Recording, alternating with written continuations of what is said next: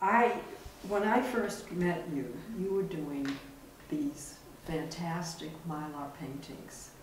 And you told me that you did this type of work for 10 years. Could you give us a little bit of a background on what the Mylor paintings?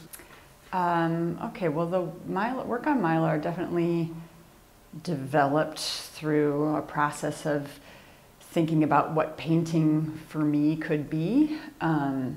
At the time, like when I was in graduate school, I was interested in thinking about painting that could be more than just a rectangular object or picture. I would say that artists at the time that I was interested in who maybe influenced me were people like, I thought Jessica Stockholder was doing interesting things as far as installation and talking about painting and sculpture. People like Elizabeth Murray making shaped canvases, who she had been around for a long time, but I was interested in her work. So there were lots of artists that influenced me that were making work that was painting sort of in an expanded field. And I just through experimentation and working in different media, for example, printmaking, I was able to use printmaking as a method for making raw material that I then was able to transform into like basically a wallpaper that I turned into painting surfaces, and they occupied rooms. I'm talking about my graduate school work here, and that led, you know, after graduate school to me further thinking about just how to, I don't know, make paintings that you encounter in this way, that rather than just looking at what's happening in the rectangle, they maybe occupy more of the space that you're in or play with the space of the room. And it really, so that body of work on the Mylor,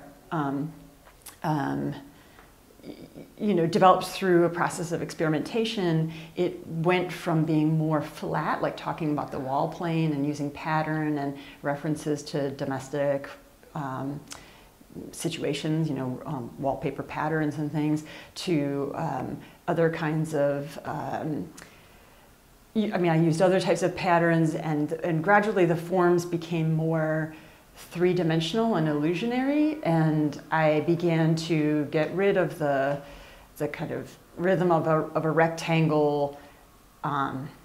You know, some of the other work still had that sort of rectangular border, and I began cutting shapes out, and I was really surprised by how I could suddenly make something that felt like a very volumetric form, but still be totally flat and sit within the plane of the wall. I mean, I had been really interested for a long time in fresco painting, like Italian fresco painting, and you know, trompe l'oeil kind of illusionism also in fresco.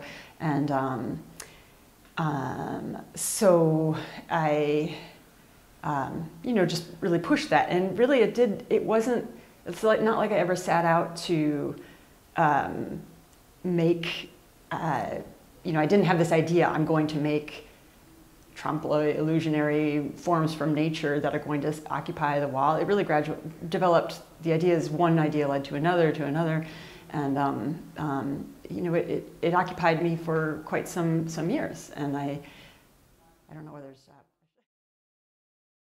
Same time, and I always loved your drawings, and well, I won't describe them. You tell us about the drawing. Well, drawing has always been something I've always done my entire life.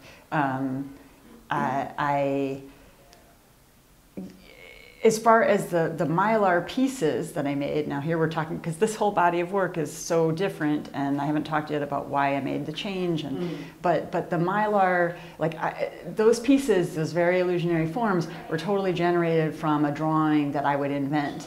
And I would come up, you know, drawing played a part in terms of generating ideas, like in my sketchbook, just, you know, doing tiny drawings that I would imagine as big things. And then when I'd come up with an idea that I was interested in or felt compelling to me, I'd need to see it big, so I would draw it full scale and spend a lot of time working out that drawing, and then use that as the plan for the Mylor piece. And the painting part of it was much more like measured and calibrated in terms of how I would paint it. The drawings that I think I've shown with you, I made as almost like a counterpoint to the Mylor pieces, which were so invested, like I would spend so much time working on them. And these ink drawings that I would make on paper were the opposite of that. They were instantaneous, almost instantaneous. They were, just thinking, like almost thinking of the page, that piece of paper, as the white space of the wall, but drawing fast and with ink where you can't erase, and it's really more about, like you're rolling the dice, or you're fishing for, you're going underwater and you're pulling something up. You don't really necessarily know what it's going to be, so I did a lot of those. I have a ton of them. And they're something I really enjoy doing, those pieces. Yeah. Well, my memory of the drawings, I haven't looked at them for a while. There was something, the subject was striking, because a lot of it had to do with decay and deterioration. Like there would be a huge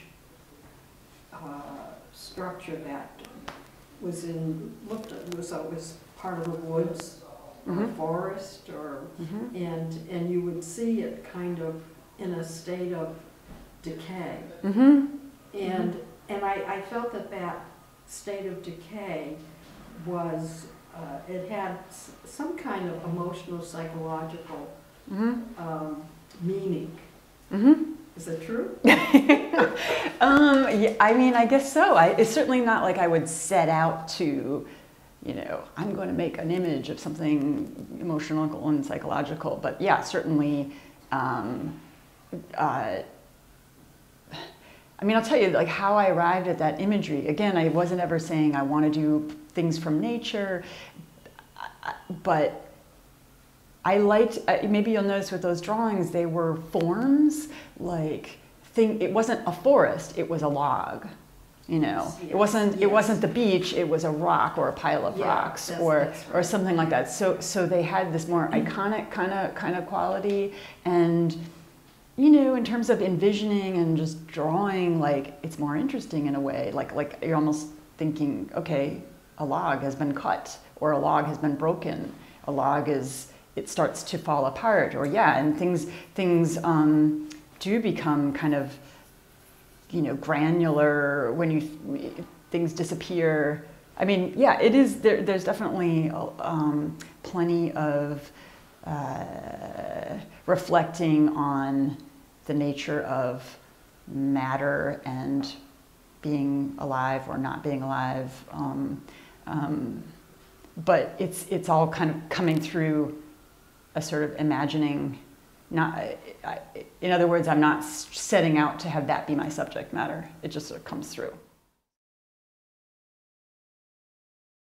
And you gave up. You did the Mylor for 10 years, but then you gave that up. Just maybe you could tell us what happened. Why you stopped, and you started. You started to. You didn't change immediately. Right. It was a process. I could see it was a process. You were struggling to kind of leave something and move into discover something else. And what propelled you to do this? Well, I mean, I think that there's always questioning, is what I'm doing, is it all I can do, or is this, you know, there's always a lot of doubt and questioning, I think, for any artist, and working with those. I actually had a really interesting opportunity, two opportunities to do some exhibition. It was actually a MICA, Maryland Institute College of Art, alumni show that they were doing in this crazy big space in Beacon, New York, and then again in another museum in New Jersey, where I was asked to do installations. And the first, I don't know if I'm going on too long, but the first installation in this gymnasium, so brick walls, basketball hoops, bleachers, you know, the whole thing. I kind of thought, oh my God, what am I going to do in this space? But I want to say yes. And I ended up hanging some of the Mylor pieces on the brick wall, which I actually wasn't sure was going to work, but a friend persuaded me just to try it, and it did something kind of really interesting with the play of the brick. But also, I hung those transparent canvases, and I just did a big installation. It was very experimental, and it just got me thinking more about the work being able to interact with other things, you know, not the pristine white wall.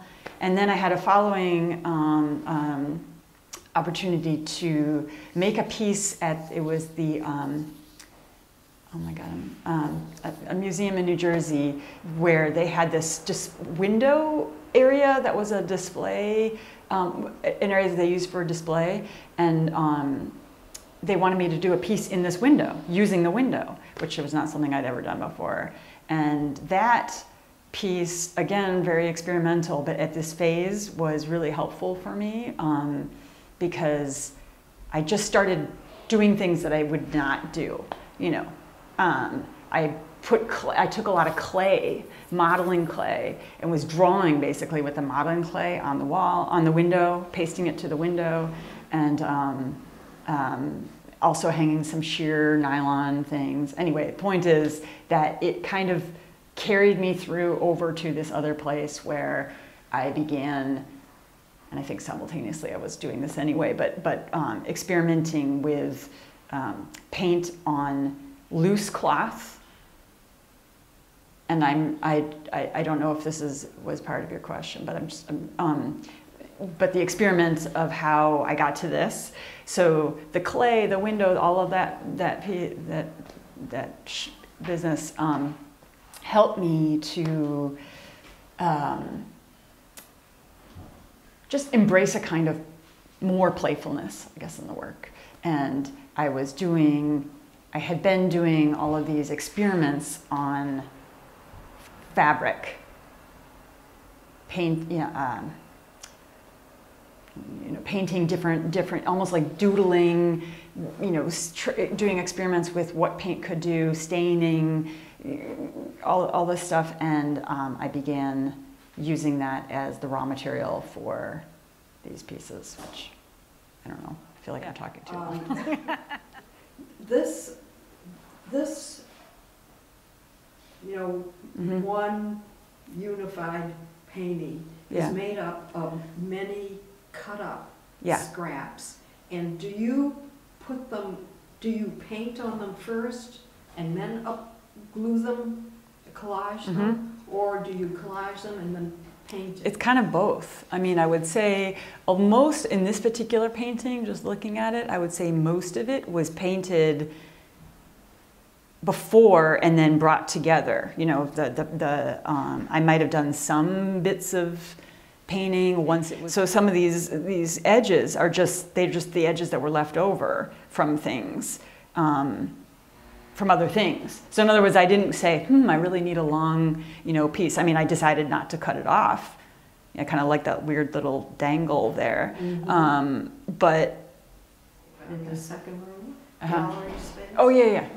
With the camouflage. Against that wall, the wall with the reception desk. How did you do that? Because that's flatter. It has a lot of folds. That was actually the first one I made. Oh, okay. And I was like, I had the idea that I would do, you know, gosh, how did I make it? Well, anyway, it was just that idea of the gesture where it has this kind of turn to it. And I think with that one, there are parts where it was, I did the gluing just directly onto the surface, and other ones where I glued it on afterward. And I don't totally remember how that happened, but yeah, it was more flat. I kind of wanted to play just the found fabric pattern against some of these other things. Yeah. It is flatter than, for example, the green one, but you also had like these pieces kind of going out in different directions, right? So that the perimeter of the painting is like an uneven, right? Interesting. Yeah, I guess that's always like. I mean, and these especially now, even more so, they have no imagery, and it's not really identifiable imagery, right? Like the Mylor pieces had. But the Mylor pieces were always trying to like fight against, is it a painting or is it an object or a sculpture? And like, so maybe the shapeness of these help me, kind of trick me from thinking of it as a painting and it's more of a thing. You know, so maybe it's jutting out into the space, like outside of your rectangle, you know, just has more of a object-like quality, and I guess I don't know, for whatever reasons I respond to that that kind of play. Yeah. Yeah. The other aspect to these is just the way they're installed. They're installed away from the wall, so it's about 5 inches or so away from the wall. And it just, they just float and look really very, very beautiful that way, and different than a traditional painting. And I think the one thing that is very clear about you, that you're not attracted to what's traditional. Oh. You like to find your own path, and it's unique. And I just would love everyone to see these because they are so unusual. Oh, well, thanks, Nancy. So, okay. Thank you. Thanks a lot.